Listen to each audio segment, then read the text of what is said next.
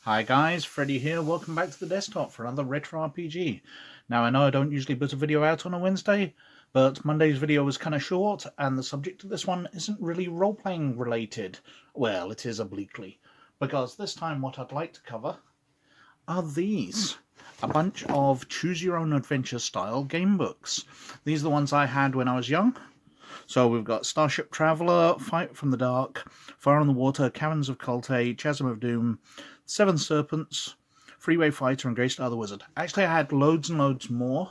I've just selected these ones out because they're slightly different.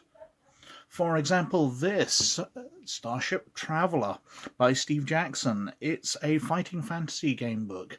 Fighting fantasy were far more popular in the UK than the choose-your-own-adventure ones.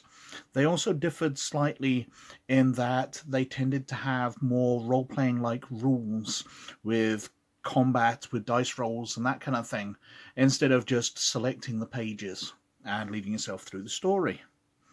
Now, this is by Steve Jackson. Steve Jackson and Ian Livingston set up the Fighting Fantasy game books, and they were also the guys who founded Games Workshop, which in its early days just republished TSR and Dungeons & Dragons books from the United States. They were basically just TSR UK.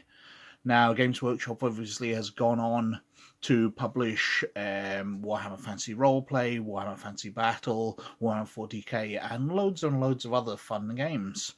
But this is kind of where the authors started with these. Now, obviously, it's a fairly standard game book, but you go through the sections, so you get to the end. Now, if you wish to head for the former, turn to 270. To investigate the double star, go to 40. Now, the setup of Starship Traveller is that you're the captain of a starship. And that's another way this kind of differs, because this was the first science fiction one. If I flick through, you are the captain of the Starship Traveller. The ship itself is the pride of the Astro Navy. And you go through it, and you've got your ship, and you've got your crew. And basically, that's what you've got.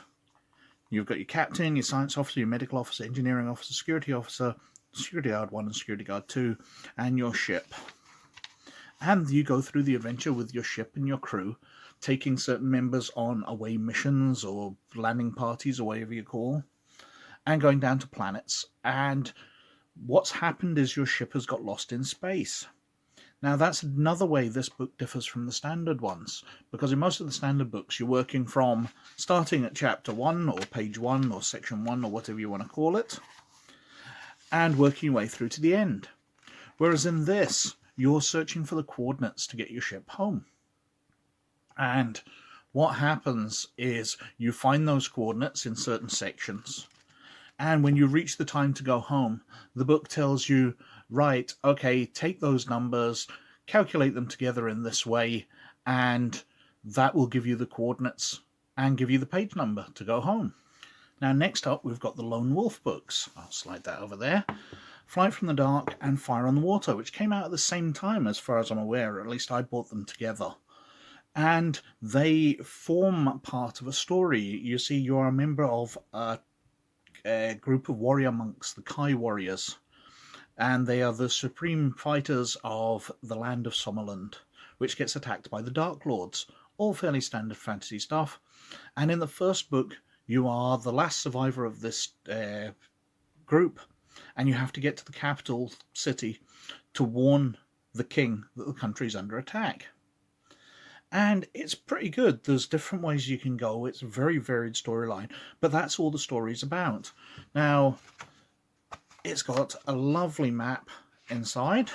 The page is a bit loose, which details the land of Sommerland, the land of Durnor, and the Wildlands. And that's how these books are tied together, because the first book is about you going from the Kai Monastery to Homeguard, the capital. And then the second book is about you journeying across to Hammerdal to retrieve the magical Summer Sword, which will save the country from the Dark Lords. And you get the choice of taking ship trips or going through Raggadorn, going across the desert, various interesting bits on these two novels, and I really like both of them. They really form a very good story together. And one of the other things which was fairly innovative and more role-playing like of the Lone Wolf books was you get to choose from 10 abilities. So if I search through here quickly, we have kind disciplines, camouflage, hunting, sixth sense, tracking, healing, weapon skill, mind shield, mind blast, animal kinship, and mind over matter. And in the first book you get to choose 5 of these. If we can find the character sheet, there are 5 skill spaces.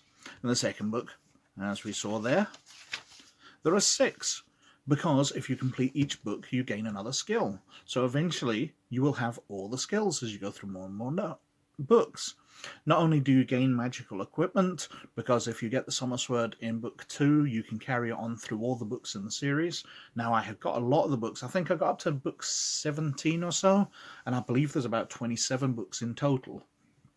But you get to play your character on through, gaining more abilities. Once you've got all 10 abilities, you get to level up to the next level, becoming Magna Kai and Kai Master and all these kind of things. And I absolutely adore it.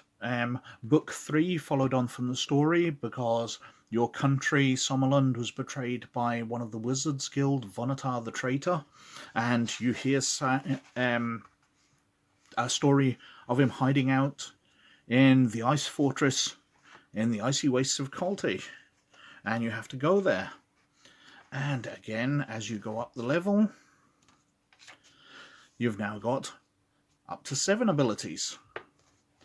And then we reach the Chasms of Doom, where again you travel. So Home Guard there, Ragaddorn, and you're travelling down to this big crack, which was supposedly caused by the Dark Lords in some previous invasion. And again, you gain extra abilities, you take your character on, you are role-playing a character through multiple books. Now, I believe in the last few, you became the sort of next generation, so Lone Wolf of the title became your mentor, and you became the next generation of Kai. But throughout, I would say probably about 20 of these books, you're playing the same character.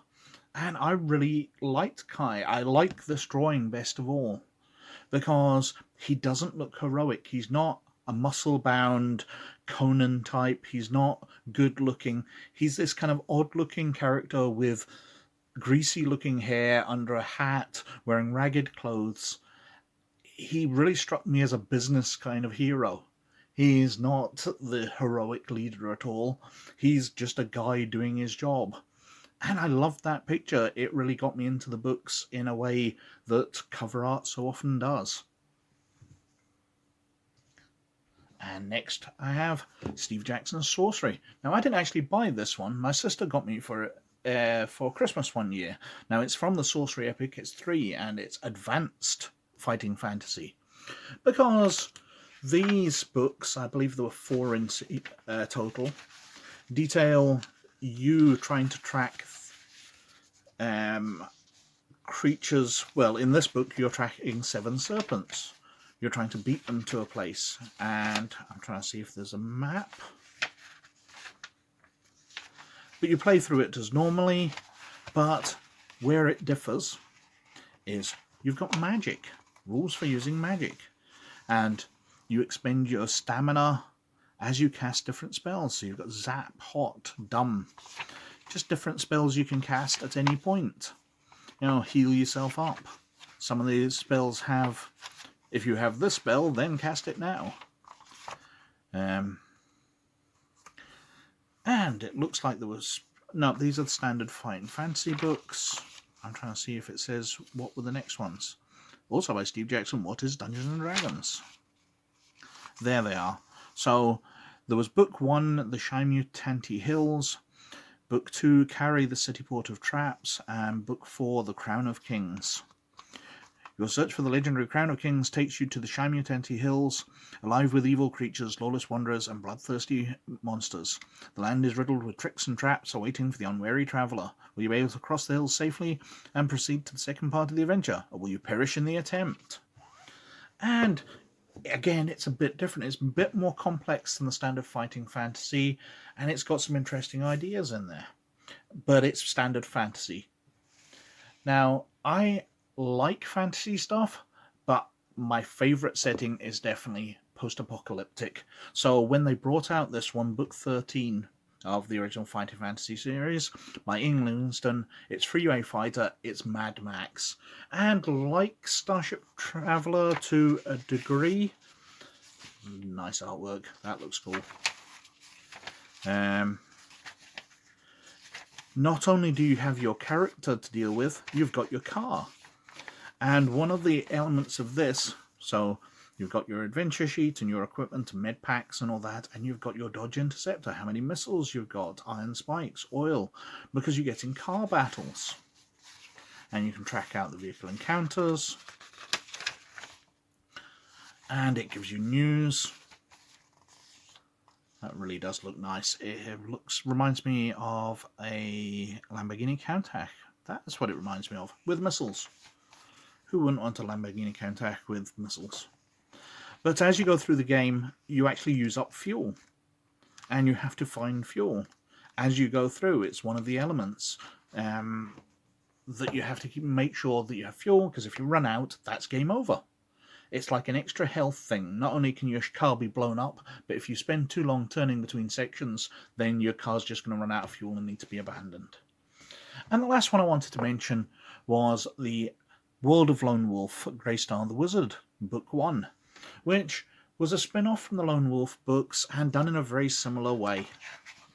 So we've got the very nice map, and in this one you play a wizard. But unlike Sorcery, where you get spells, in this one, you get talents again, much like Lone Wolf. So you can learn your magical powers, and you get to choose from them. 7 magical powers available to you are listed below. When you've chosen your 5 powers, enter them in the magical power section of your action chart. So you have sorcery, you have enchantment, you have elementalism, you have alchemy, you have prophecy, you have psychomancy, you have evocation, and you've got your wizard staff. And it's a fairly standard game book, but going through with fleshing out the world a bit.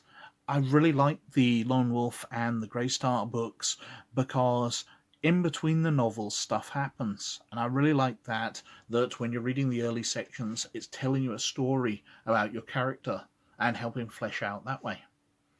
Anyway, I just thought I'd take this opportunity to go over a few of the old game books I've got. Obviously, I've got a few more. I've got City of Thieves and Forest of Doom and all that. I'm trying to remember, I got Warlock of Firetop Mountain much later, but it's not one I had from the start. But I've got these, and I just thought I'd have a run through them. Anyway, as always, thank you very, very much for watching. Please like and subscribe if you like what I'm doing at all. But most of all, you look after yourselves, and I'll catch you later. Bye now.